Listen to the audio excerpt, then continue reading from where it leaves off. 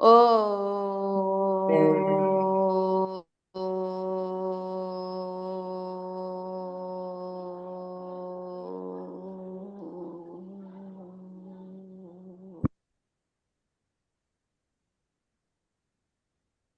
O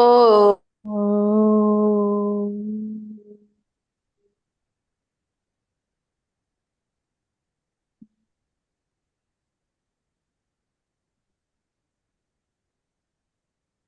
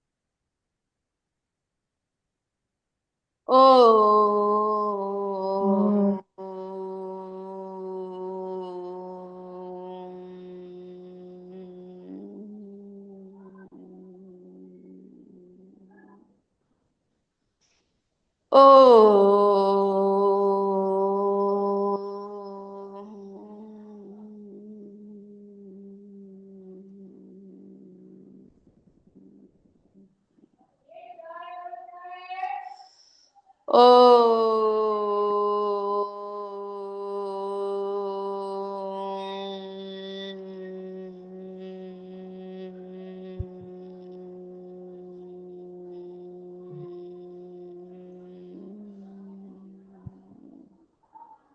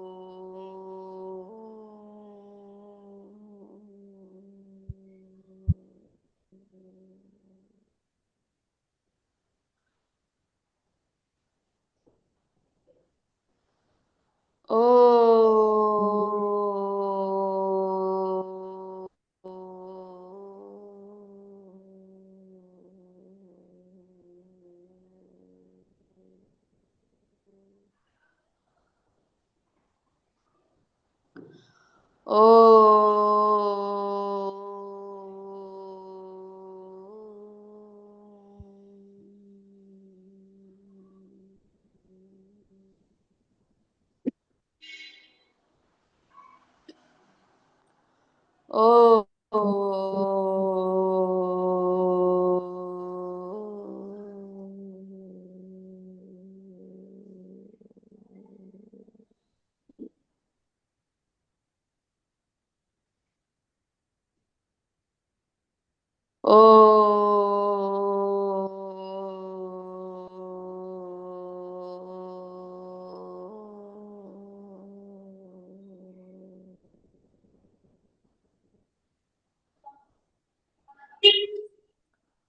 O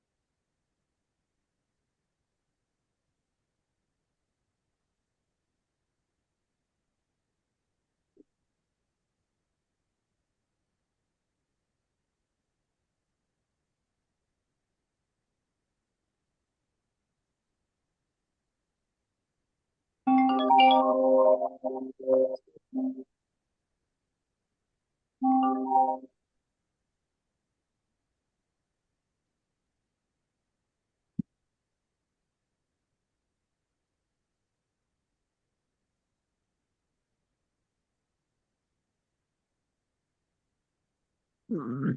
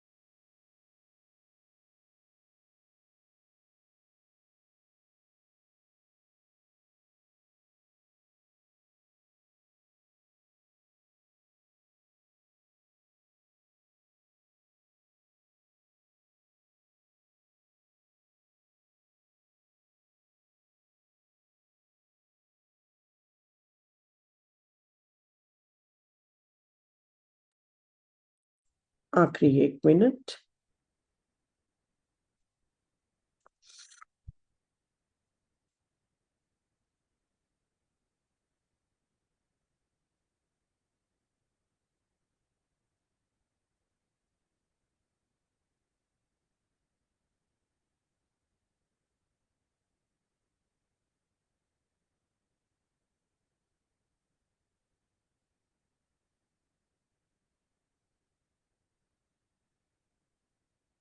10 second.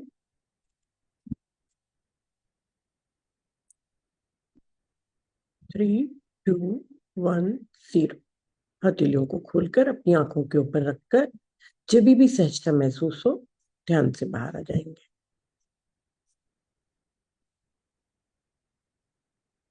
Thank you friends. कई लोगों ने पहली बार आज ओम की चैंटिंग की होगी। अ, हम्म, अभी अनुपमा जी थोड़ी देर के लिए लॉग आउट हो गई थी, पर अभी वो जुड़ गई हैं। तो अब मैं दो मैसेज बताना चाहती हूँ। एक, अहंकार तो समझ में आ गया ना, मतलब एक इसका मतलब ये था कि मतलब कम ज्ञान होने पर हमें ऐसा लगने लगता है कि हमें ज्यादा ज्ञान हो गया। उसका अहंकार का बताया कि अहंकार का भी ज्ञान। इसका यहाँ पर तात्पर्य ये है कि हमें ज्ञान तो कम है, पर हम उस अंदर से हमें ये लगने लगता है कि बहुत ज्यादा ज्ञान हो गया, उस चीज को मान के चलना। तो ये एक चीज ही हो गई। और एक चीज और मैं बताना चाहती हूँ कि हमारे असली गुरु तो हमारा ईश्वर ही होता है। संसार में हमें बना दिया ये गुरु है, तो हमें अपने गुरु के प्रति पूर्णतया समर्पण होनी चाहिए, और किंतु परंतु नहीं, उसमें कोई संदेह नहीं करना चाहिए।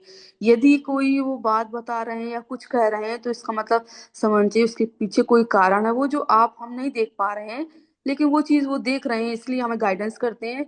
तो पूरी कोशिश करनी चाहिए हमें कि उस चीज को मानकर चलना है। कहीं ना कहीं उसमें हमारे लिए भलाई है, या आगे होने वाली भलाई होगी उसके लिए वो कह रहे हैं। तो पूरी हम कोशिश नहीं कर पाते हैं, लेकिन प्रयास तो कर ही सकते हैं, करते रहना चाहिए प्रयास। तो जब हम किसी को हम सर्वोच्च मानते हैं, या कह दीजिए गुरु मानते हैं या ईश्वर मानते हैं, तो इसका मतलब वो सर्वोपरि हैं। तो हमारे अंदर फिर वो चीज धारणा बनानी चाहिए हमें कि वहां पर कोई संदेह नहीं होना चाहिए। यदि आप उसी स्तर पर आप बढ़ते हैं, यदि आपके वहां पर तुरंत खत्म करनी आती हैं, तभी ये साधना में हम आगे नहीं बढ़ पाते हैं। कहीं ना कहीं हमारे अंदर अवधान हो।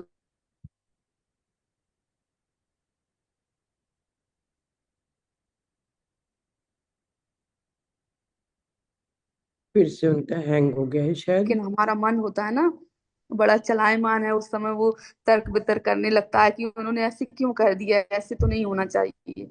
तो वो चीज है, वहां पर तर्क वितर्क कम करना चाहिए। बाकी लोगों से आप कर सकते हैं तर्क वितर्क, वो स्वाभाविक प्रक्रिया है। लेकिन वहां एक जगह ऐसी रखनी चाहिए कि वहां पर किंतु परंतु की कोई गुंजाइश नहीं होनी चाहिए। वहां पूरी तरह ये सोचना चाहिए कि यहाँ पर जो है वो हमारी भलाई के लिए। आप अपनी तरफ से कोई भी, मैं कह रही हूँ एक्स वाई कोई भी गुरु हो, ये नहीं कह रहे, क्योंकि गुरु वहां पर वो चीज आपकी भावना श्रद्धा देखते हैं। वो ईश्वर ही आपको एक माध्यम बना देते हैं गुरु का। जब आपके अंदर ये चीजें उत्पन्न होगी, तभी वो ऊपर से गुरु बनाएंगे आपके लिए कि कहाँ आपके लिए सही है। वो उस जगह आपकी भावना से, आपकी श्रद्धा से गुरु बना देते हैं वो संसार में चलाने के लिए। असली गुरु तो ईश्वर है, परमात्मा है। उस पे जब आप इतना भाव रखेंगे, तो वो जहां उचित जगह होगी वहीं जोड़ देंगे आपको कि यहाँ पर इस गुरु की जरूरत है, आप यहाँ से मार्गदर्शन की जरूरत है, वहां आपको जोड़ देंगे। क्योंकि हम लोग ये सोचने लगते हैं ना, वो गुरु ऐसे नहीं है, ये ऐसे है, वो तो हमें उनके प्रति नहीं, जब आपकी अंदर की पूरी श्रद्धा पूरा समर्पण होगा, तो ईश्वर के प्रति ही रखना है हमें सब। क्योंकि वही असली गुरु तो सबके वही है ना, परमात्मा ही है असली गुरु। और संसार में चलाने के लिए जरूरत है, तो वो आपको निमित्त बना देते हैं कि इनके माध्यम से चलना है आपको।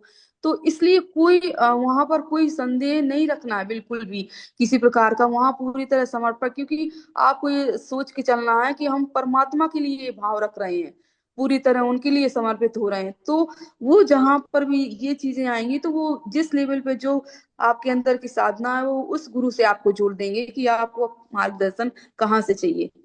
तो ये निमित्त बनते हैं हमारे, तो परमात्मा ही असली गुरु है हमारा। तो सबका ही जो अपने अंदर एक चेतना है, वही सबका गुरु है, वही परमात्मा, वही अंदर की आवाज से आपको देता है। तभी तो आपको अंदर से लगता है कि अभी हमें ऐसा करना चाहिए, अभी ऐसा करना चाहिए, अंदर से होने लगता है ना वो। तो वही चेतना है, वो जितनी जागृत होती जाएगी अंदर की, वो अपने अंदर से ही ज्ञान प्रकट होने लगेगा। तो वो धीरे धीरे, हम ऐसे औरा के साथ रहते हैं ना कि वो अपनी अंदर की चेतना जागृत हो जाती है, तो फिर धीरे धीरे उसी लेवल पे बढ़ने लगते हैं फिर। तो अपने अंदर से फिर आवाज आने लगती है, साधना का भी पता चलने लगता है, चीजें समझ में आने लगती हैं।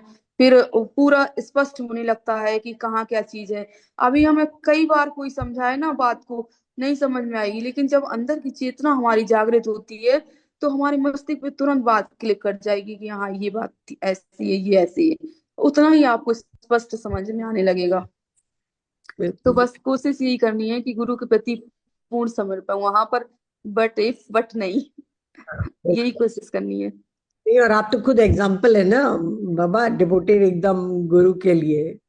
और तो मैं नहीं करती हूँ। हाँ, आप तर्क तर्क सोच विचार नहीं करती ना, एनालिटिकल माइंड आपने छोड़ दिया, हमारा अभी तक। हाँ बिल्कुल। मैं एकदम बाकी जगह मैं ऐसी नहीं हूँ कि मतलब बहुत इतना वो हूँ।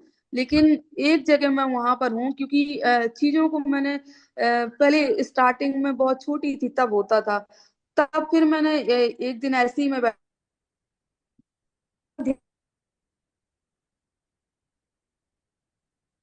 और मैं इतना गहराई से मेरा ध्यान लगता था कि मेरे ऊपर, मेरे शरीर पे चूहे रेंगते रहे, कीड़े रेंगते रहे, मुझे नहीं पता चलता था। मतलब ऐसे इतनी स्थिति हो जाती थी मेरी। तो मैं शुरुआत में बहुत ध्यान करती थी, चैंट कम करती थी, ध्यान। ये तो धीरे धीरे साधना का नियम है। पहले इतनी ध्यान की ज्यादा अनुमति रहती थी, तो मैं ध्यान ज्यादा करती थी। अभी चैंट की ज्यादा प्रेफरेंस बढ़ गई है, तो मैं चैंट ज्यादा करती हूँ। हमारा नियम अलग अलग चलता रहता है, जहाँ जिस की ज्यादा वो रहती है ना, शक्तियों के माध्यम से क्या उनको चाहिए, हम्म। मन ज्यादा चाहिए, ध्यान ज्यादा चाहिए, अलग अलग चीजें होती हैं। हम जैसे करते हैं ना, तो वो डिमांड होती है कि हमें उनको क्या चाहिए, उस लेवल पे हमें करना होता है। अभी तो हम लोग सिर्फ ये जो करते हैं वो प्रयास करते हैं, फिर हम जिनके लिए कर रहे होते हैं वो हमें बताने लगती हैं कि अब ये चीज आप ज्यादा करो, ये चाहिए। वो अपने आप मांगने लगती हैं, जो शक्तियां जो जुड़ती हैं ना हमसे, फिर हाँ। वो अपने आप कहने लगती हैं कि ये चीज ज्यादा चाहिए। जैसे हम लोग किसी को भोजन खिलाते हैं, हम परोसते हैं, तो वो बताएगा ना कि खाने के लिए, जैसे आप हैं, आपको भोजन परोसा, आप कहोगे ये सब्जी दे दो, ये दाल दे दो, ये चीज चाहिए, वो चीज चाहिए, तो ऐसे हो जाता है। तो फिर एक और ऐसा आता है, अभी तो हम सिर्फ अपने आप प्रयास करते हैं, फिर एक और ऐसे आता है कि जिनके माध्यम से हम जुड़े होते हैं, जो शक्तियां होती हैं जिनके लिए हम कर रहे होते हैं, वो बताती हैं कि हमें क्या ज्यादा चाहिए, तो उसके हिसाब से हमें करना होता है फिर। तो वो फिर हमारा नियम बदलता चला जाता है कि कैसे क्या होता है। तो अलग अलग समय पे अलग अलग होता है, तो वो प्रक्रिया अलग होती है। तो ये होता है कि फिर मेरे अंदर ये एक दिन मैं ऐसे बैठे बैठे विचार कर रही थी कि मतलब अब तो ये सोचो, अब मैं किसी चीज से दुखी भी नहीं होती हूँ, मैं आपको बताऊं। मैं बहुत चीजों पे एकदम निरीक्षण करती हूँ, अपने ऊपर पहले करती हूँ, तभी मैं किसी को बताती हूँ। क्योंकि मैं ऐसे बैठे बैठे चिंतन कर रही थी, तो मैंने बिल्कुल एक दिन ऐसे विचार किया हर चीज का, मतलब मैं अपने अंदर से पूरी चीजें छोड़ चुकी हूँ, मतलब कि मुझे कुछ चाहिए ही नहीं, मतलब संसार से या ईश्वर से कुछ नहीं चाहिए।